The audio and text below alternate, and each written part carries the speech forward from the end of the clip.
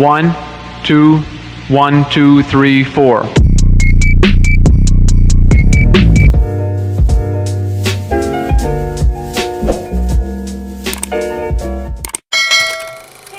It's Gugu. Welcome back to my YouTube channel. If you're new here, thank you for clicking on this video and please do stay.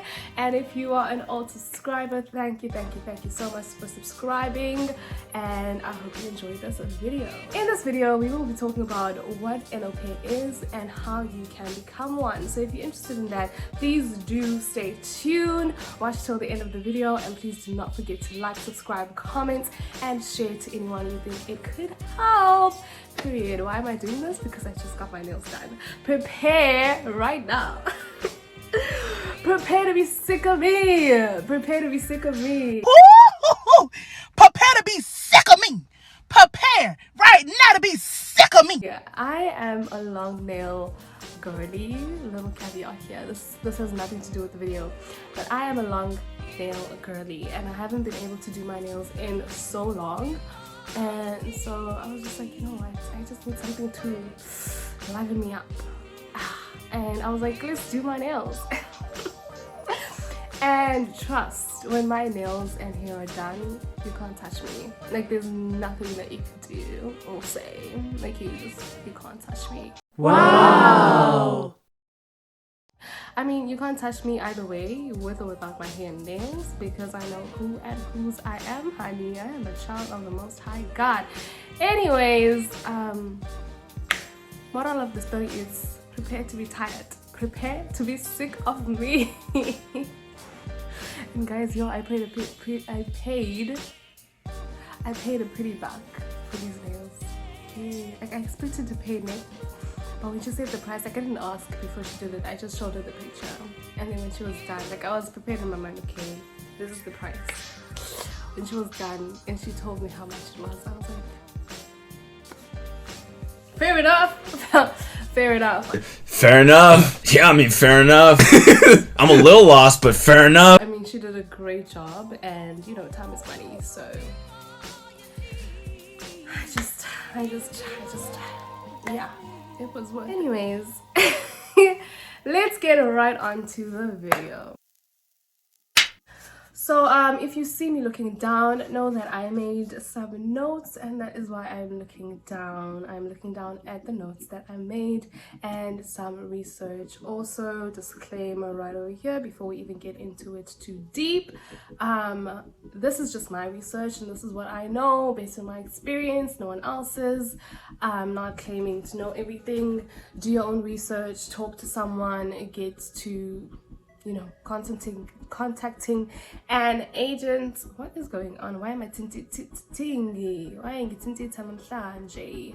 Anyways, so yeah, that is the disclaimer. This is based off of me, my opinions, my experience, what I've discovered, what I found out. So if you want to know the exact beats and exact, you know, need to know, so do your own research, because I obviously don't know everything.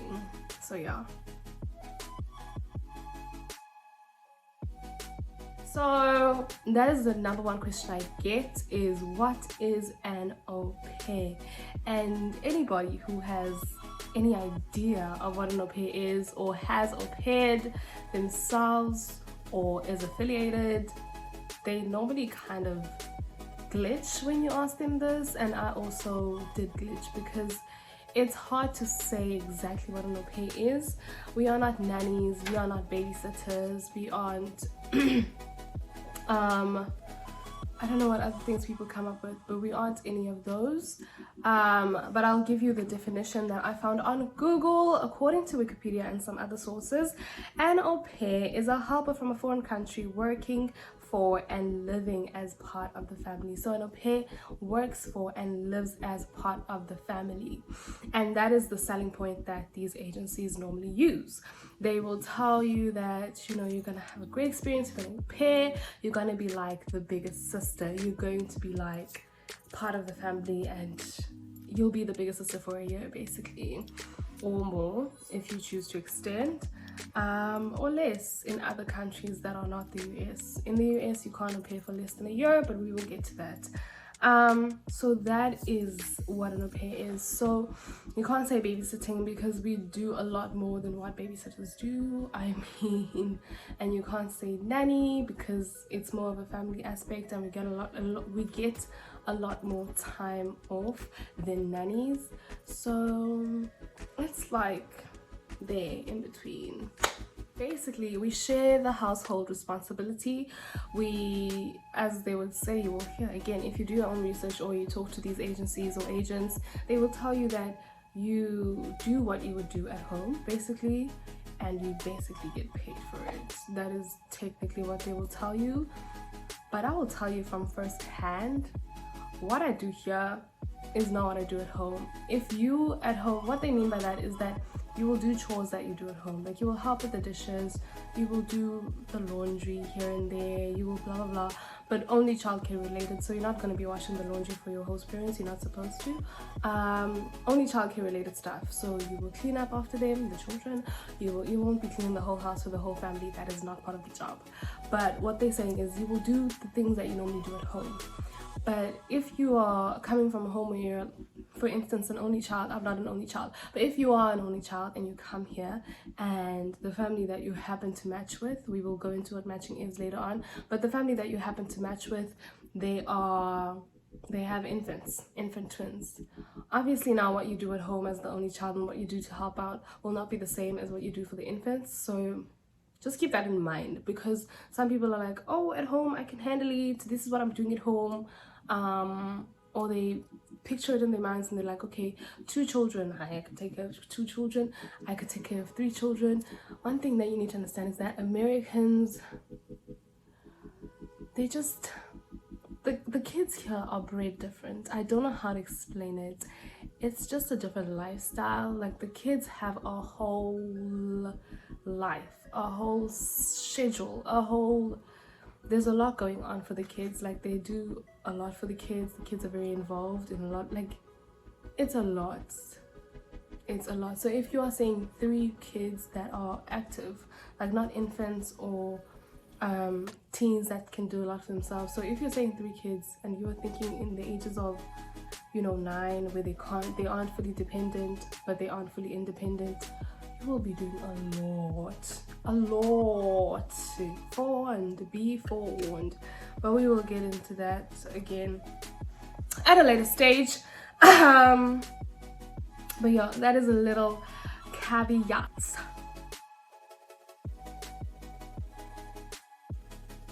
So let's talk about some of the tasks and duties that will be expected of you as the au pair.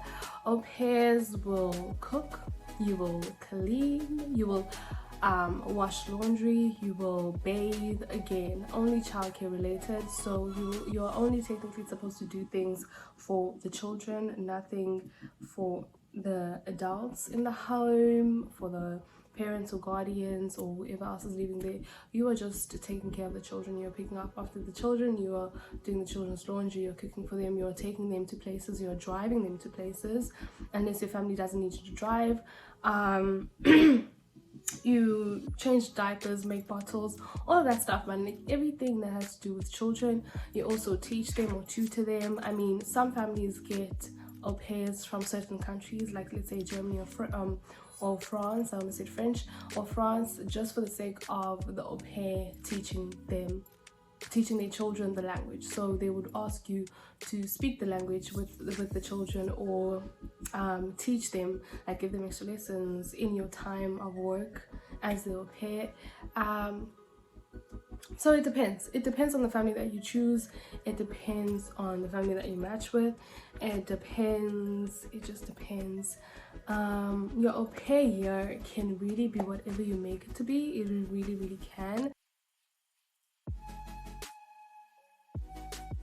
When it comes to the money, the moolah, the kaching, the cash, the bag, the bread, the bacon, the everything, we all love it. We all, yeah, money, cash.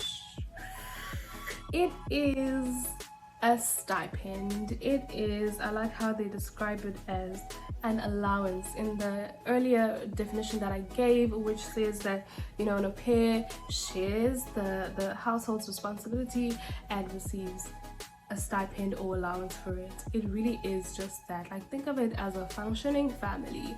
You are here now as part of the family. You are the big sister. You are doing some of the chores. You're helping the children out. You're helping your brothers, sisters, everyone out.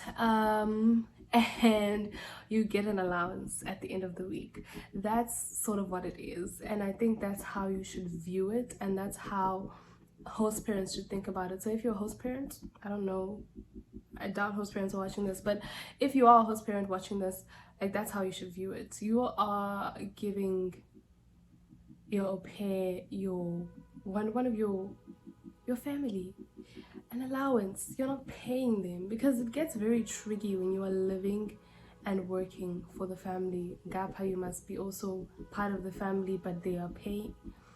So think of it as an allowance. You should also think of it as receiving an allowance. Another reason why I should think of it as an allowance is because it is not a full-on salary.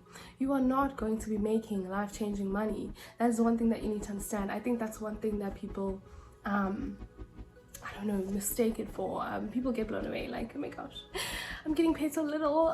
There's not enough for me to do. I get paid. Now, a family can pay you more or less, but according to the US government, set and regulated by the government, au pairs are meant to be paid $195.75 a week. Now, families can pay you more, but they can never pay you less. So I get paid a little bit more than that, but I can tell you that I live pretty comfortably. But it depends again.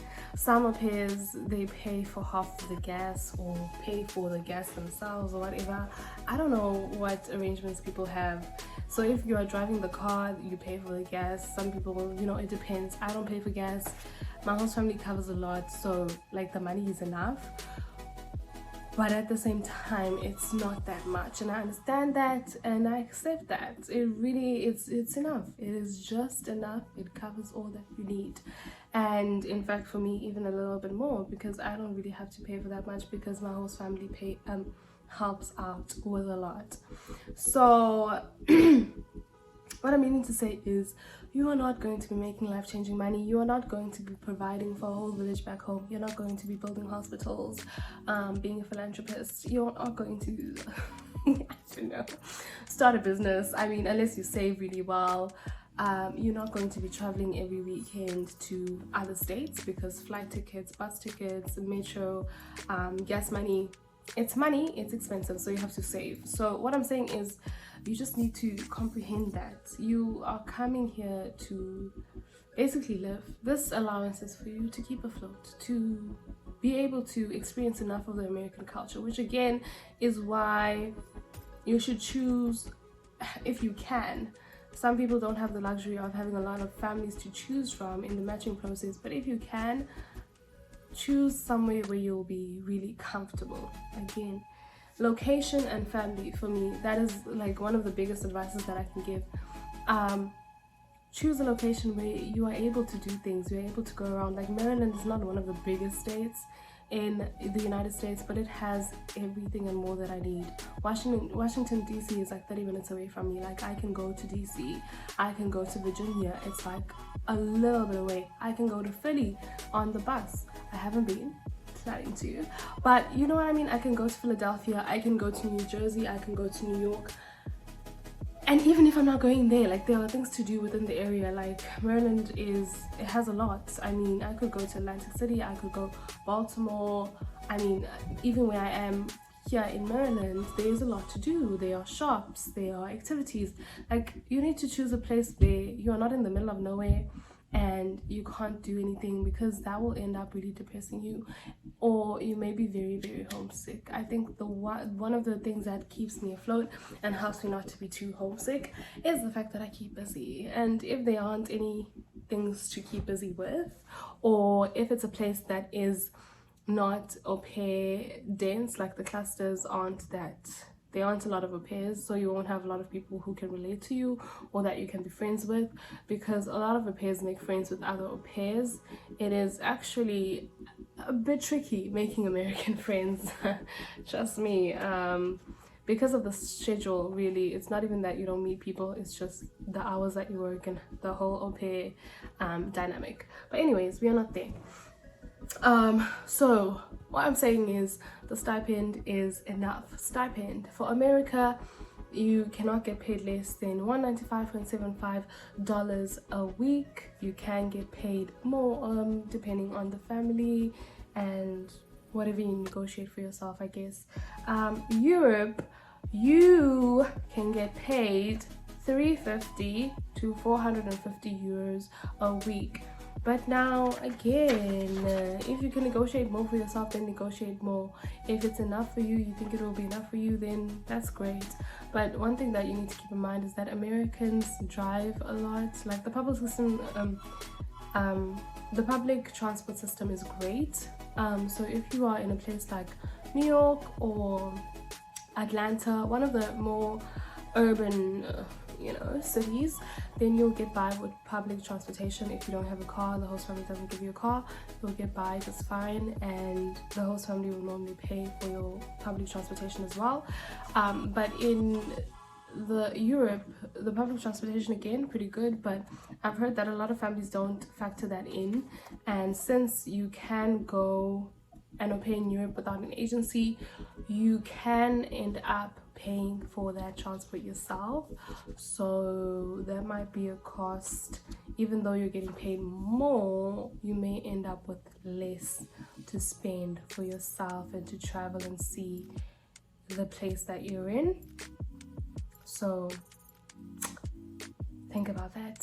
Think about what you want and what you're willing to give up and what you're willing to not give. The working hours for au pairs, at least in America, is you cannot work more than 10 hours a day, more than 45 hours a week. You have to have a day and a half off every week and 1 full weekend per month off. What else? You can work less. Some families don't need you to do much. I mean, I know of people who have been hired literally just to, look after the children. By that, like, babysit them basically and then play with them, and then that's pretty much it. They are just living. And yeah, so it's that. Those are really the regulations for those are the regulations for America. Europe, I do not know. I am not an au pair in Europe. I'm an au pair in America. You would have to do your own research for that, but I think it's about the same. I know a friend of mine is going to au pair in Belgium, I think she said it. I think it's Belgium, but it's the same. It's the same there, but she's going with an agency. So once again, in Europe you can go without an agency, but in America you have to go through an agency. So in Europe, if you're going without an agency, I don't know what regulations are set. I don't know if the government regulates this. The governments in the countries regulate au pairing and the cultural exchange program. I don't know. You would have to look into that yourself. So yeah,